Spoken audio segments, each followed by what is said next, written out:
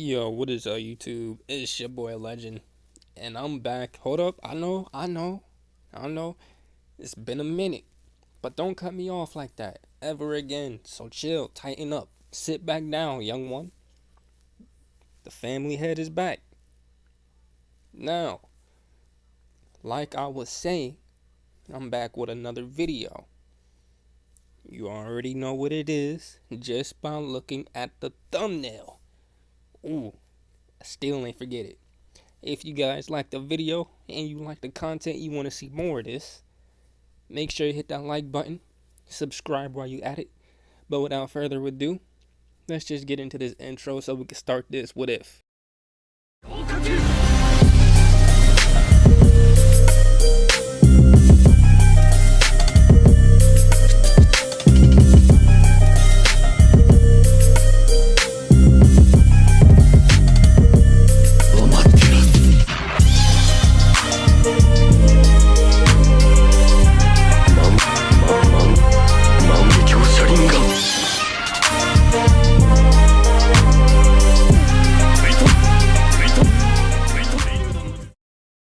Alright fam, we start this episode off with a time skip. Issei was walking home at a lax pace. He was about to just go home and do a few of his usual hobbies, which consisted of watching anime, reading and watching porn, masturbating, and dreaming about having a girlfriend. Issei stopped when he came up to a small bridge as he looked over at the scenery. He was about to keep walking, but he was approached by a girl that was slightly smaller than him, with an impressive figure. And we all know, Issei's eyes were mainly focused on her godlike tits.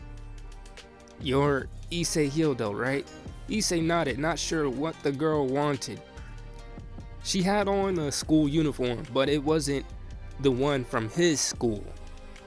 The girl put on an extremely cute and nervous facade as she spoke. I'm Yuma Amano, and well, I was wondering if you'd like to be my boyfriend. Issei was completely shocked. He was a pervert with an obsession for tits, big and small, and wished for a harem. But he honestly thought that he wouldn't even come close to getting a girlfriend, yet this beautiful girl in front of him proved him wrong. The two of them exchanged their contact information and went their separate ways. As the two of them left, Kaneko dropped down from a tree with a small bag of cookies in her hand as she chewed one. Rias is gonna want to know about this, Kaneko said as she turned and began making her way back to Kuo Academy to inform her king. With Naruto. Said blonde was currently running his ramen shop with a big smile on his face. He put down 5 bowls of ramen on a table with 5 women, all of them in their very early 20s. Enjoy your ramen, and please don't be shy to come back or even make this place your regular lunch spot. Naruto then walked away from them, and all of the women giggled and blushed at Naruto. Some of them having lewd thoughts running through their minds. Even Sasuke had some women of varying ages swooning and blushing for him, even with his one arm, mainly dominatrix. Naruto went and took another table's order, as one of his staff, Olive, ran out another bowl of ramen to a separate table. Naruto then turned and yelled the order to his cooking staff. Yo, Uncle Roger, Uncle Guga, Uncle Josh, I need 3 miso beef ramen for table 7. Naruto then heard the bells ringing against the door as someone opened it. He looked up and saw his flawless girlfriend in terms of appearance. He looked around, as if he was trying to find something as he removed his apron. He then noticed that his girlfriend had also brought her friend Kaluiner with her. Naruto didn't want to just leave his shop unattended because he knew that Sasuke also didn't want to be there. Naruto walked up to the counter and leaned on it as he looked at his cashier, causing the beautiful woman to fight down her blush as her lips parted slightly. "Hey Hadley, me and Sasuke are about to leave, but we don't want to keep leaving this place unattended. How would you like to become a manager and watch over the place?" Hadley's eyes widened. She was afraid her voice would come out weak, so she nodded. Naruto stepped back and began to walk out as he motioned for Sasuke to come with. As the two left the shop with Rainier and Calwinner, Rainier began to speak to Naruto, but it was loud enough that Sasuke and Calwinner could hear it. "Naruto, about what I told you when I was at your place the last time. I have to pretend to like someone and be their girlfriend." Naruto tilted his head and rose an eyebrow as he looked at her like she had lost her mind. "I beg your pardon?" Calwinner and Sasuke could feel the tension rising fast, and Calwinner thought it would be smart to take a step away from him. Rainier, not wanting any misunderstandings to occur, quickly explained, "It's not what you think. It's just a mission where I had to act like this boy from our school to find out if he's just a big enough threat or not, that's all. And if he is, then I would have to kill him. That's all it is. He won't even know what I look like because I'll be using a transformation, so he won't see my actual face." Naruto looked at her for a second before speaking. "That's stupid. Let me guess. If you feel as though he's a threat, you're gonna take his life for no good enough reason than because you feel like he's a threat. Well, you don't need to. You'd only be wasting your time." Calwinner nudged Sasuke and whispered to him, "Who is he to tell her she'd be wasting her time with something like this?"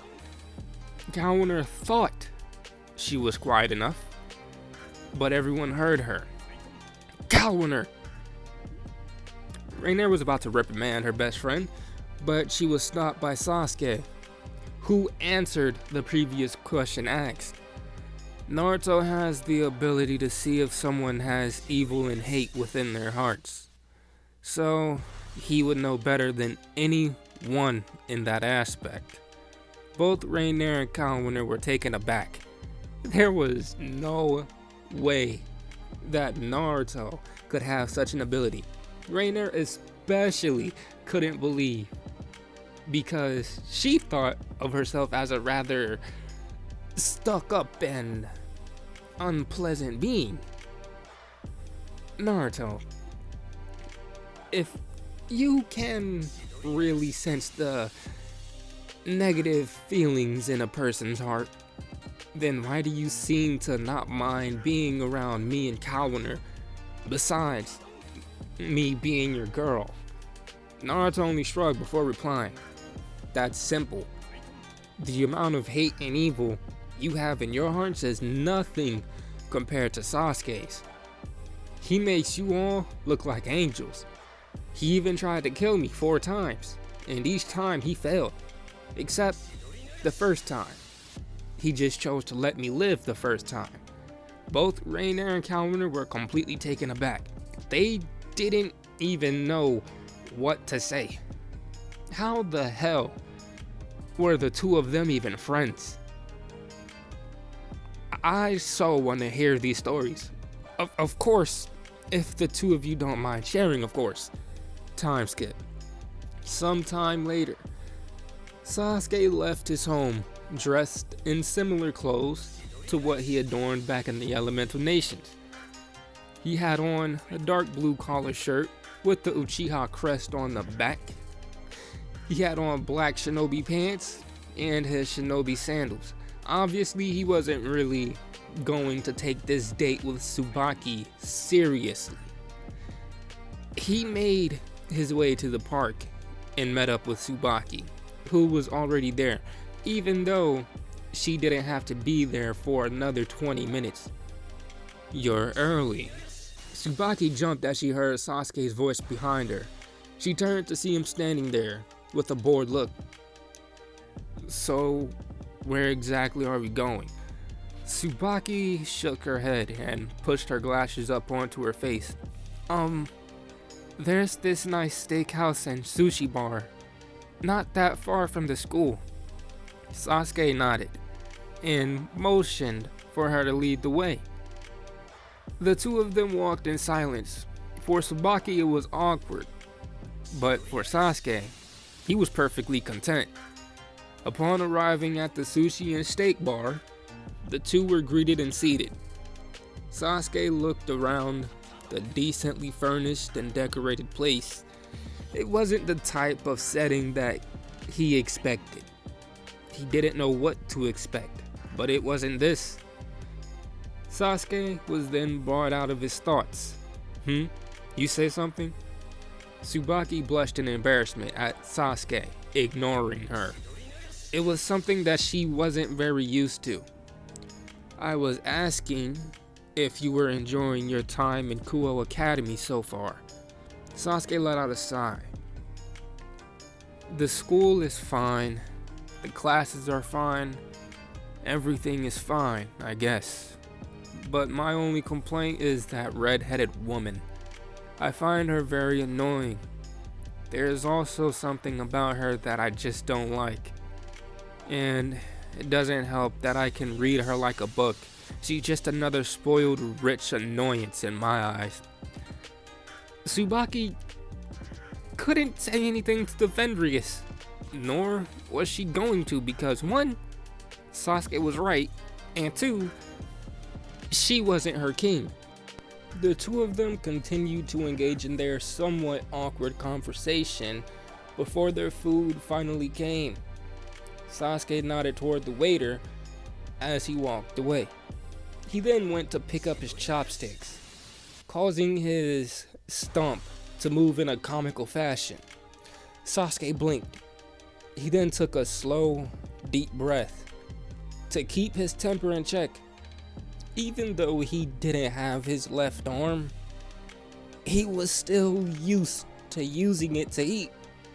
He would use his Rinnegan to make a new arm, but he couldn't do that now. He couldn't just regrow a left arm in the middle of a restaurant. Sasuke picked up the chopsticks with his right hand and began to fumble with them. Sasuke slowly began to lose his temper because he didn't know how to properly hold them with his right hand. Sasuke took a breath and put down the chopsticks. He wanted to just manifest a new arm so badly, just so he didn't make a fool of himself. But he couldn't, lest he draws all the attention to himself from everyone in the sushi bar. Sasuke ran a hand through his hair before he tried to hold the chopsticks again, only to fail, and the chopsticks just to fall awkwardly around his plate. Sasuke grit his teeth as he grabbed the chopsticks and launched said chopsticks across the bar as they pierced through strands of Tsubaki's hair and embedded into the back wall. Annoying! Tsubaki looked at Sasuke with surprise as she removed the tips of her own chopsticks from her mouth, chewed her food, and swallowed. Realizing that he could have potentially killed her, Sasuke apologized reluctantly.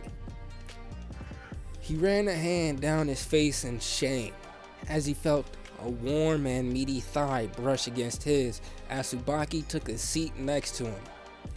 He then found a piece of sushi in front of his face.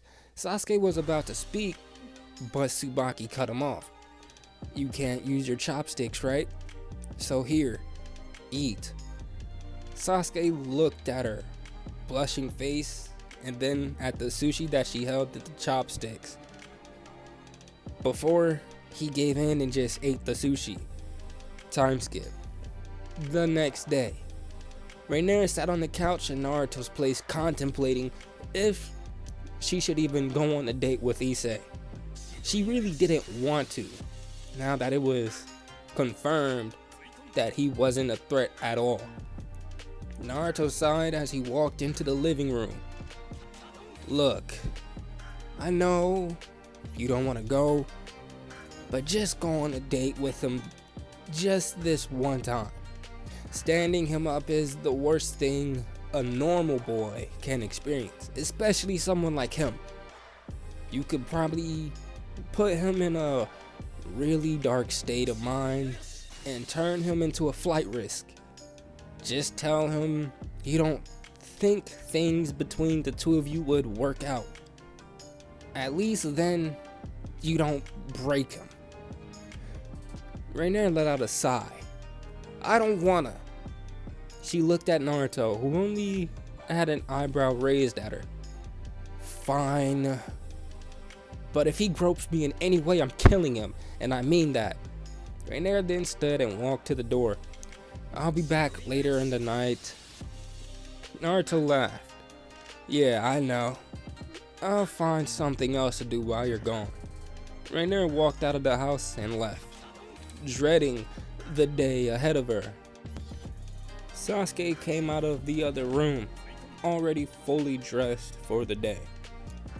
Your girl finally left? Naruto lay down on the couch. Just walked out the door. How about you? How was your date last night? Sasuke gave his usual grunt. She was sweet. Naruto raised an eyebrow at Sasuke. Sweet? That's all you have to say about her? Was she just sweet? Nothing more, nothing less? Sasuke rolled his eyes. Yes, that's it. She was sweet. But enough about me. What about you? Why haven't you fucked that brunette of yours yet? I know you both obviously want to. Or are you still hanging on to something else? Naruto was irritated, and it showed on his face. If you bring up that abusive bitch Sakura in that manner again. Naruto stood and walked towards Sasuke and got face to face with him. I will personally shove a Rasengan down your throat. Sasuke let out a before he replied. All I did was insinuate something. You're the one who brought up Sakura. Naruto walked away and sat back down. Meanwhile, Cabio slowly examined the cross beneath the church with the hand on his chin. He was examining the cross, but that's not what was on his mind. What was on his mind was the impending death of the new generation Red Dragon Emperor. He then called someone over. Freed, come here. That girl, Rainier. She's gotten a human boy toy now. Yes? Freed quickly responded. Yes, she has. And damn that boy toy of hers. Ever since she's gotten with that ridiculous human, she's been dressing more and more modest. She no longer walks around with her ass on full display. I can't catch a decent view of her tits. All because of that fucktard of a human that has tamed her. Cabio ignored Freed's horning ramblings and nodded. Yes, I see. I want you to do something. You are going to follow this girl. And you will make sure that she does what I tell her. If she doesn't, I want you to do nothing except report back to me. At that point, I'll handle it. time skip after Yuma's date. Rainier was walking back to her man's house when Cabio landed on a nearby roof next to her. Rainier didn't even notice him, so she just kept walking. That was until he finally spoke. "You have some audacity to go against my order." The sound of his voice alone nearly made her jump out of her own skin. Cabio had all of his wings on full display as he approached her and snatched her up by her hair and forced her to look at him. "I gave you a simple task, yet you couldn't complete it. And now, for your deliberate failure, I'll make an example of you in front of every single fallen, every single exorcist, and every single criminal by my side."